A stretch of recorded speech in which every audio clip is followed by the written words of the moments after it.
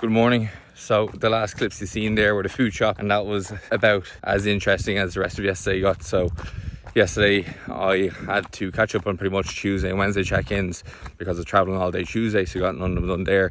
So if I was to record anything yesterday, it would have literally just been me sitting at the screen until about 8 o'clock making my dinner and then watching TV. So not really the most enthralling content.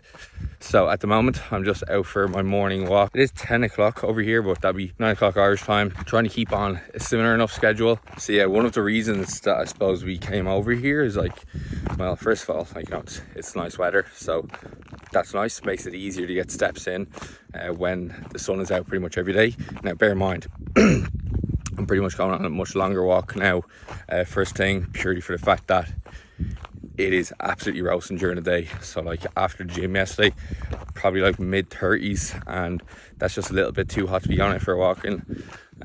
So getting most of my steps ticked off before breakfast, and yeah, the walks around here, man, they're so peaceful. They're unbelievable. Like we came over here last year. We were here for 7 or 8 months. And you know, you go on a walk like this and you wouldn't see a single person, and even around the whole like urbanization, there's like fuck all people about. So it's lovely, nice and peaceful, a bit of a change from the city you live in. We're here for the next 2 months to essentially kind of de-stress, get some sun, and really just focusing on work, training, and just relaxing before a pretty hectic few months, because our first shows when we do come back are like 4 weeks once we come back. So they're in the middle of September, 18th to 25th, and then following that, I know Emma has more shows planned in the UK, but like, you know, if either of us end up qualifying for Worlds, like that essentially extends their season from September being first shows, and then the last shows could be in November, which is a long time, which will include a lot of traveling.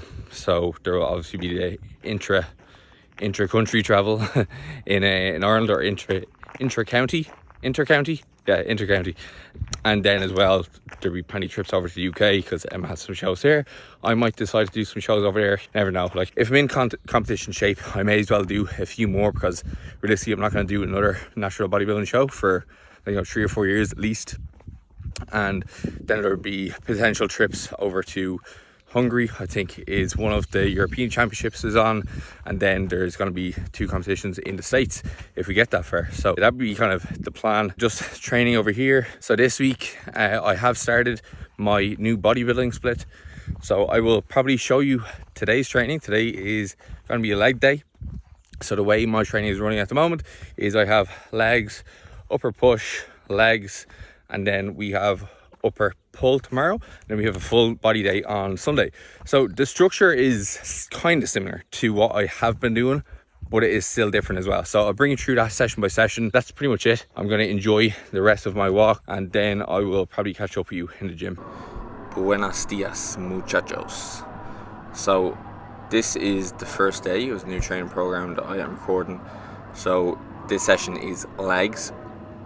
Hope you're getting some nice ASMR from the background. I'm recording this outside. You can hear the birds tweeting, the crickets cricketing.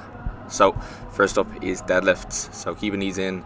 This is meant to be a hams and glutes focused leg session. That's not really, to be honest. I'm just doing deadlifts first. So I am starting off with 220 for 5. Again, similar to what I've been doing recently, I am doing like pyramid sets. So I'm starting off with a lower weight, then I'm adding a little bit of weight each set. Is it better from a muscle hypertrophy standpoint? Like, probably not.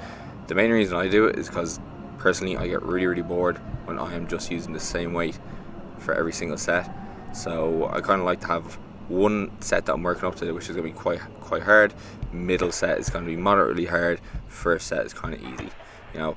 And the average intensity, like, you know, I'm tracking that as like 225, because I do 220, 225, 230. So I'm tracking the average or load as 225, and then the kind of average intensity, because the first set is maybe about, you know, 7, maybe second set is, oh geez, maybe 8, maybe the third set was a 9. I don't really think the third set was a 9, to be honest. I have to look back over my notes, but nonetheless it's pretty easy. It's actually funny as well, because I've been lifting on a Lico bar and calibrated plates for so long. Literally lifting on these bars and plates felt like they were toys.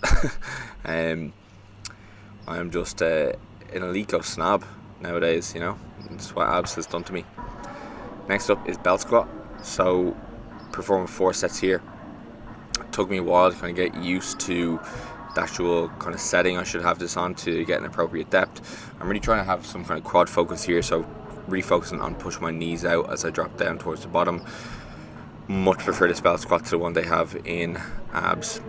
So this is a predator strength belt squat. So you can see just there where the actual kind of dipping belt is going down to. It's a very kind of narrow little kind of divot, I suppose you call it, versus the kind of squat max that I was using has a big round hole, which means that your stance has to be at least wider than a 25 kilo plate, which, you know, if you're trying to like target quads, like I'm trying to do here, where I want to have a little bit of a narrower stance, a bit more kind of forward knee travel, pushing the knees forward, that's not really too possible, because I'd be automatically having to get a wide stance, probably have to shift the hips back a little bit more and get more glutes from it. So yeah, big fan of this machine.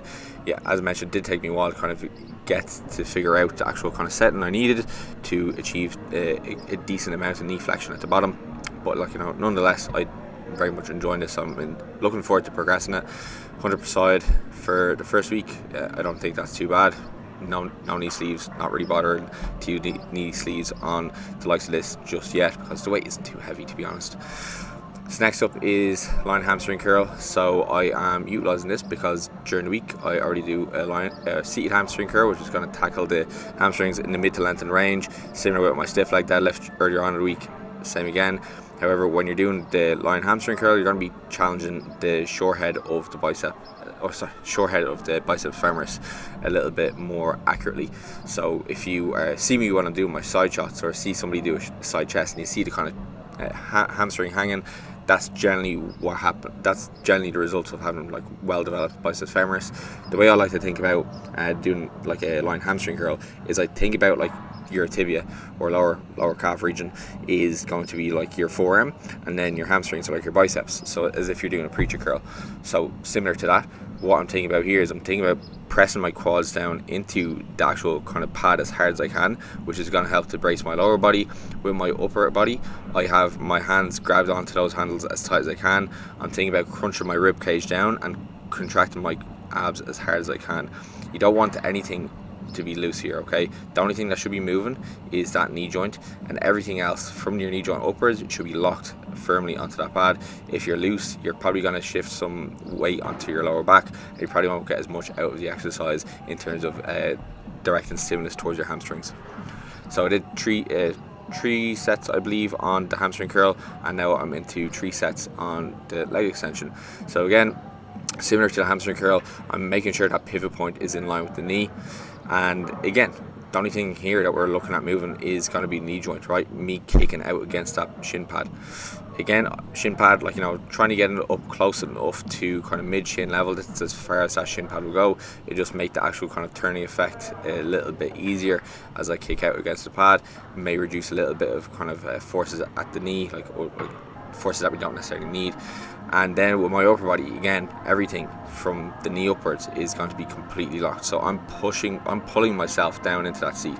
One mistake I'll see people do when they're doing a leg extension is like have their hands across their laps or hands across their chest. You know, you're not going to be getting as much out of the exercise, because that way it's going to try to pull you forward. You should have your glutes pinned down to that, back pinned to the actual pad itself as well, and gripping firmly those handles, okay? So finally then, so short enough session, you know, doing 3 sets of deadlifts, 4 sets of belt squats, 3 sets of hamstring curls, 3 sets of leg extensions, and I've got 5 sets of calves to grow those baby calves. I want them to become cows. So doing 10 sets of these per week, so 5 here, 5 in the other leg day. So doing these standing, because the other day I'm doing them with more of a bent knee position, so this may challenge the soleus muscle a little bit more. I won't be getting kind of full shortening of like the gastroc, because you kind of need to have a bent knee position to achieve that. So again, with this movement here, I'm really thinking about pushing my feet through the actual platform, and thinking about driving my ankles upwards and forwards. Big mistake I'll see people do when it comes to calf training is bouncing at the bottom. You should be trying to hold that position at the bottom for maybe a second or two, maybe even longer, 3 seconds potentially, because the Achilles tendon like is made for bounce. That's why like, you know, people are so good at running, and you get so much spring from running, because that tendon there is made for bouncing.